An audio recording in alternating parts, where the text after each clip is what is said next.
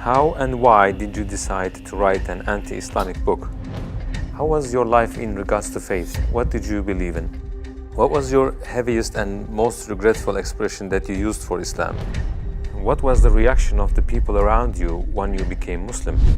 I thought to myself, Islam is a lie. Islam is a danger.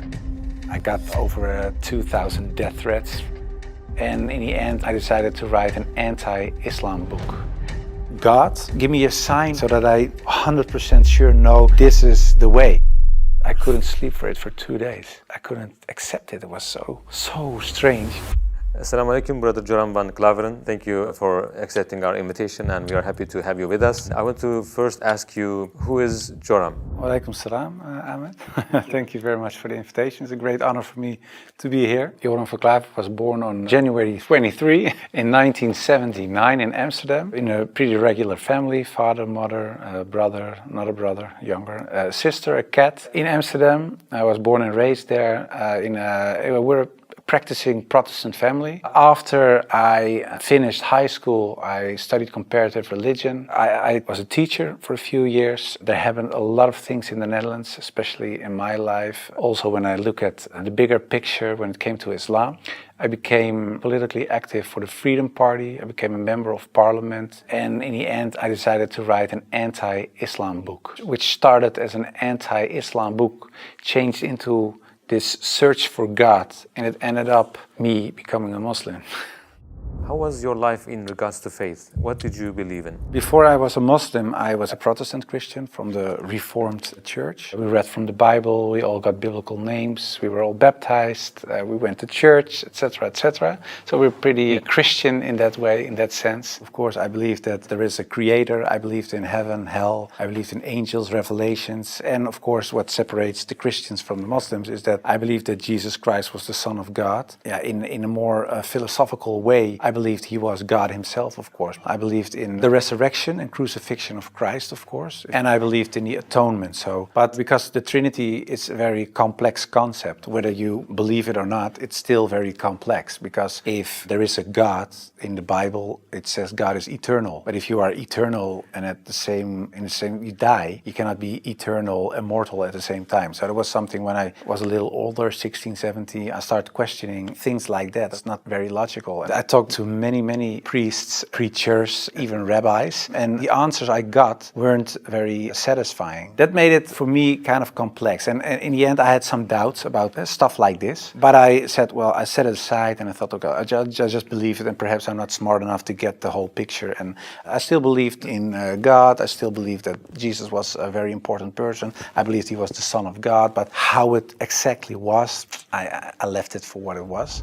How and why did you decide to write an anti-Islamic book? After high school, I went to university and I did comparative religion. And the remarkable thing, I think, was that the first day of me going to college was September 11, 2001. Already thought, okay, these Muslim guys are kind of crazy and this religion isn't the truth. Then a few years later was this guy in the Netherlands called Theo van Gogh. He was a famous filmmaker and he was killed in the street. He was shot and they tried to slit his throat and they put a knife in his stomach with a letter on it for another girl, Ayaan Hirsi Ali, and it said, "You are next." So it strengthened my anti-Islam feelings in such a way that I thought, well, I have to become politically active to do something and stop this evil of harming our country. You started politics because of Islam? Yeah, and that really had to do with Islam. That was the reason that I wanted to write a book, to explain to people why Islam was a danger for the world. When I was writing my book, like I said earlier, the questions, the doubts I had about Christianity popped up again. And that was about truth, of course, because I was a believing Christian guy. And yeah, the Christian questions I had in the end were answered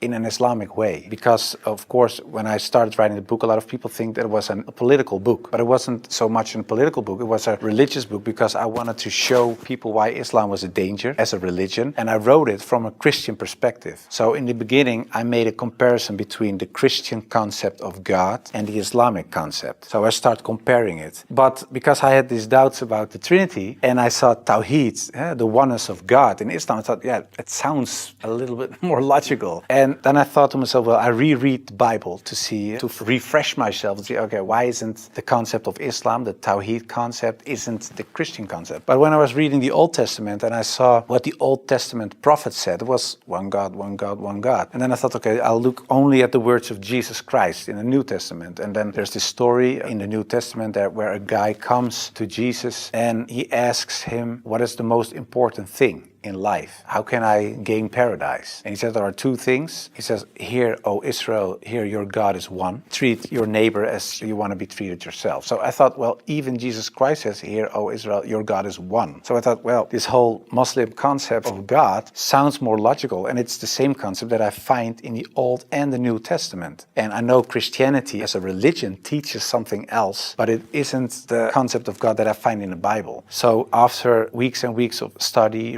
rereading all kinds of books, I thought to myself, okay, perhaps this oneness of God is something that is true. So that's how it started. What resources did you use while doing your research? Because I was kind of shocked, I started writing to several authorities on these religious matters. And one of the guys that I wrote to was Sheikh Abdul Hakim Murad, and he's a professor from Cambridge University. But in a way, it was kind of strange, of course, because I was a politician back then still. I was writing an anti-Islam book with an anti-Islam purpose. And I'm asking this Muslim professor from another country, can you help me? So I told him, I'm writing a book. I have a lot of questions. So I was very plain why I thought, why is Islam promoting terrorism? Why is anti-woman? Why is anti-Christian? Anti-whatever. After, I think, 6 weeks, he sent me a very extensive email. And he started explaining, directly answered a lot of my questions. But he also told me, you have to read this article, read this book, read that book, ask this person. And so he was very extensive in his way of explaining. But in the end, after I read all these books and articles and made a comparison between prophets from the Old Testament with Muhammad, peace and blessings be upon him, I had no arguments anymore to say they are prophets and he is not. And I thought to myself, well, if I accept Moses on these grounds and I cannot accept the prophet, then there is something else. So I thought, why don't I think he is a prophet? And I thought, oh, perhaps because he had many wives. But then again, when you look at Solomon or you look at King David, Abraham, there are a lot of people in the Old Testament that had more wives.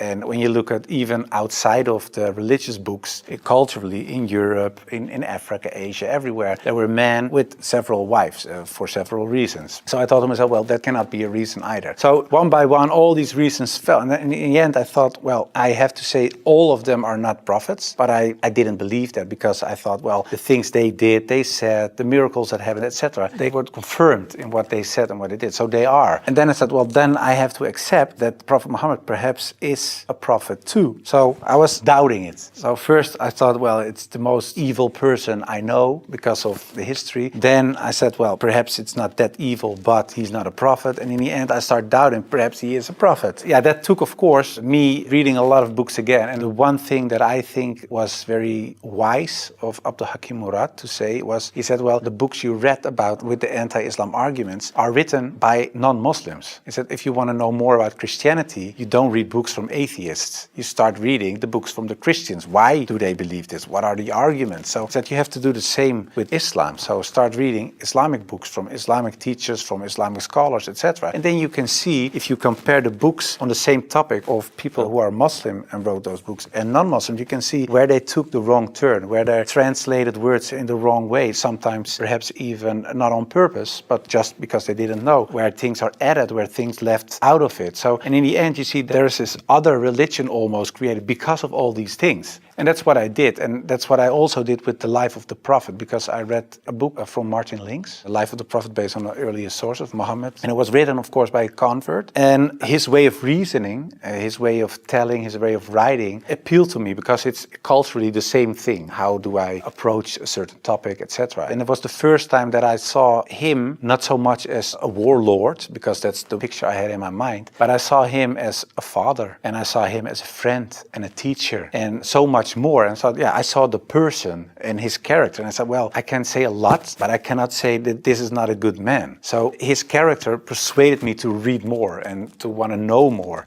What surprised you the most while doing your research? The story about Hind, there was something that, like a switch, like I had to change. And it was because I thought Hind was the wife of one of the enemies, Abu Sufyan. And in a way, they gave money to kill Hamza, the favorite uncle of the Prophet. And that was what happened on the battlefield. He got killed. They even paraded with his ears and cut off his nose and horrible stuff. So the Prophet was deeply sad, of course, of what happened. And years later, he became powerful. He came in power in Mecca. And then there was Hind. And I was reading this book and I thought, okay, now she gets crucified or her head gets cut off or something like that. But he said, well, I cannot look at her right now, but everybody is forgiven. And if you want to stay here and live among the Muslims, it's possible. If you don't want that, you can go. But bloodshedding is over now. And I thought to myself that she was forgiven. If you can forgive someone who kills a relative, especially a favorite uncle of you, even starts parading with parts of his body to show other people that she humiliates you and whatever you stand for, that means you have such a great character. It's very special. It's something you don't see. And that's what he did. So I thought to myself, well, it was a really special guy. And when I thought that, I thought, well, I have these arguments for him being a prophet. I see his character. I see the way he treated other people. I see how he treated his enemies. I think he is a prophet. But then I thought to myself, whoa, that's horrible. Because I already accepted this oneness of God. And now I say he is a prophet. If I say there is only one God and Muhammad is his prophet, that's almost shahada. So I thought to myself, okay, let's close the books. Stop. This is going in the wrong direction. And of course, I wasn't that anti-Islam anymore because of what I read, what I saw, and what I experienced. What I tell you now, it sounds a little like a fairy tale, but it really happened. In the end, there were all these books at the table. And when I had this feeling of, yeah, okay, this is shahada in a way, I thought, well, I put all the books away and I put the books on the highest shelf. But there were so many books that a lot of books fell off the shelf. And one of the books that fell off the shelf was the Quran. And when I picked it up, my hand was on a page with Surah 22, Ayat 46. And it says, it's not the eyes that are blind, but the hearts. And I thought to myself, that really is my problem, because it wasn't the eyes. I really could see what I written down myself. Nobody forced me to write this book. Nobody said you have to write this or that. I started writing myself and I could see it with my own eyes, but I still couldn't accept the fact that I said he is a prophet, there is this one God. I just couldn't. So it wasn't my eyes that were blind, but it was really my heart. I couldn't accept it. I think my nafs or whatever, my ego, I couldn't accept it. And I said, well, God, I don't care if it's the God from the Bible or the Quran, give me a sign or something so that I 100% sure know this is the way. And I went to bed, but when I woke up, I felt very secure in myself. I really felt very secure. I've never been more secure about anything else. The whole anxiety or the whole doubting issue, it disappeared like snow for the sun. And I thought to myself, well, I think I'm a Muslim. Well, and then of course I had to tell other people. What was the reaction of the people around you when you became Muslim? Assalamu alaikum, brothers and sisters. We saw that 80% of our audience, including this video, are not subscribed to our channel. As you know, we are a non-profit organization and advertisements are disabled on our videos. So the only reason we are asking for this is to spread the truth. It may seem like a small act, but inshallah, it may be a means of guidance for many people. Now let's click the subscribe button and let's together walk towards eternity.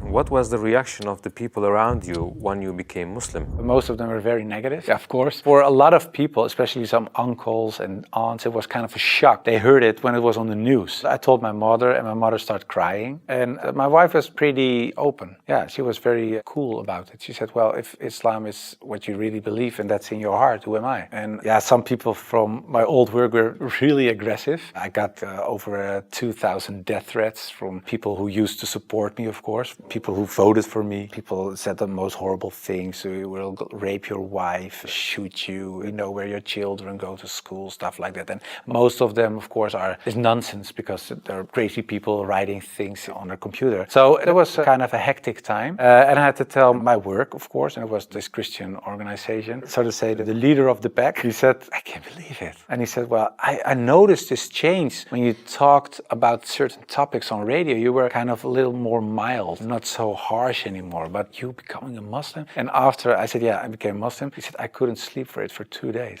I couldn't accept it. It was so strange. But the hardest part for me was telling my grandfather, because my grandfather was dying and he was 93, 94 years old and he was on his deathbed at home. I had to tell him, and my mother told me, yeah, you have to tell your grandfather. It was her father. So I said, well, then you have to come with me. It's got like a shield. And I just said, well, grandfather, I became a Muslim. And then he closed his eyes. And I thought he stopped breathing because, yeah, he was so old. And he really stopped breathing for a while. And then he started breathing again. And he looked at me and he said, well, at least you didn't become a Catholic. So it was very funny. The last thing, and my old boss from the radio, he said, well, how do we know that you're not becoming Hindu one day or something else? And I told him, well, I never chose a religion. One time, and it was when I became a Muslim. Before that, I didn't choose my religion. I was born in a Christian family. I was raised in a Christian way. And I'm very grateful for all the good things that it brought me. But it was not my decision. And the only time I made a decision was me becoming a Muslim. And it was the most, like I said, I think the most important decision I made. And it was the most rational decision I made. I never took years and years to decide one thing, only becoming a Muslim. How did you feel when you made your first salah? It's, of course, a beautiful moment, but very strange as well. Because as a Christian, you're not used to pray like that. You pray with your hands together and perhaps on your knees in front of your bed or something. But I think it's very beautiful that you really prostrate. So you really bow down in the deepest way for your Lord. So that's a very humbling, beautiful thing, I think. And that, yeah, it made me feel very happy.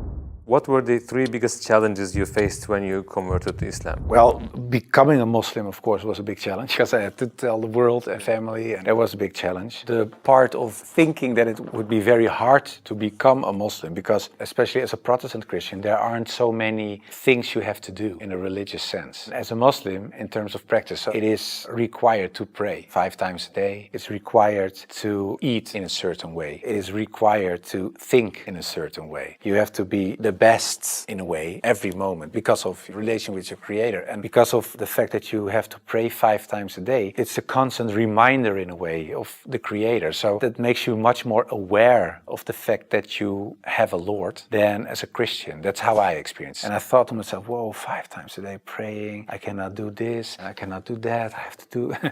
So that made it hard in the head. But after I became Muslim, it wasn't hard at all. Are you raising your kids as Muslims? Well, you try, of course. I don't know, when you're really raised as a Muslim, I think it's a very difficult job, especially in these times. Of course, when I married, I wasn't a Muslim. You promise in a way that you raise your children as Christians. So after I became Muslim, I'm not raising my children as Christians, of course. If the kids have questions about Christianity, they ask my wife, they get Christian answers. And if they come to me, they get Islamic answers. But most of the time, she says, ask your father. And my wife cooks halal for everybody. So that's very sweet. She says, well, I'm not going to cook 5 meals. So everybody eats the same. You want halal, everybody eats halal. So in a way, it's like an organic process. What was your heaviest and most regretful expression that you used for Islam? I think Islam is a lie. Because that's something I used to say. Islam is a lie, the Quran is poison. But when I said Islam is a lie, that's the whole religion and everything that comes with it. So that's like the highest level of Jahiliyyah in a way.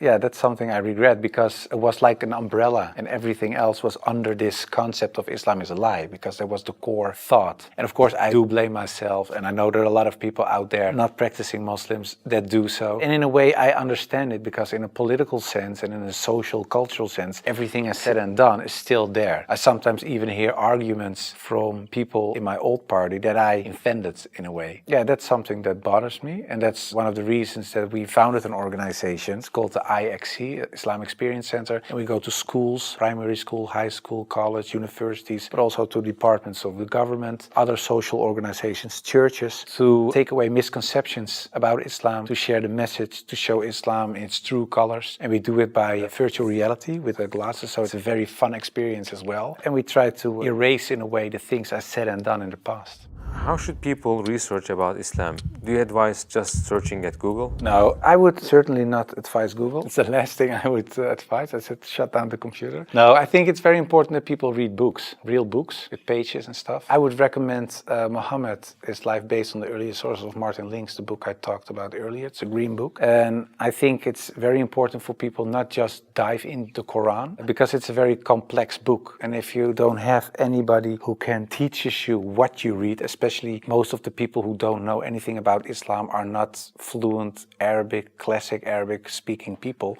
So you will read an interpretation of the Quran or a translation, and most of the time that's not the real deal, of course. So I would advise people just to study the Sirat, study the character and the life of the Prophet, because that's what the tradition teaches us as well. His life was the Quran. He was the living Quran in a way. Just study his Sunnah, and I think that is the best way of discovering Islam. What would you like to say as your final comments? I became much more happy after I became Muslim. So I would like to invite everybody to become a Muslim, just because it brings peace to your soul and peace to your heart. It is the truth. It resonates with heart and soul. At least look at it from an Islamic perspective. Try to read and study the life of the Prophet. Try to understand what the Muslims believe. Not so much the behavior of Muslims, because there are a lot of Muslims that don't live like Muslims, including myself. I don't always live like a Muslim. I should, we all do, but you should look at the example of all examples, and it was the Prophet. And if you study his life, perhaps you find guidance that leads you to the truth.